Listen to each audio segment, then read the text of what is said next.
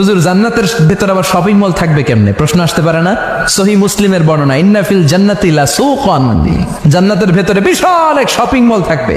এটা বোধহয় আমাদের বসুন্ধরা শপিং কমপ্লেক্সের মতো হবে, যমুনা ফিউচার পার্ক। দুবাইতে যে একটা আছে বিশাল শপিং মল, মালয়েশিয়ার মিড ভ্যালি, এগুলোর মতো হবে মনে হয়। কত বিশাল যে শপিং মল হবে। সহিহ মুসলিমের বর্ণনা, প্রতি শুক্রবারে সব জায়গা থেকে বন বন করে মৌমাছির মতো জান্নাতীরা ওই শপিং মলে শপিং করতে আসবে।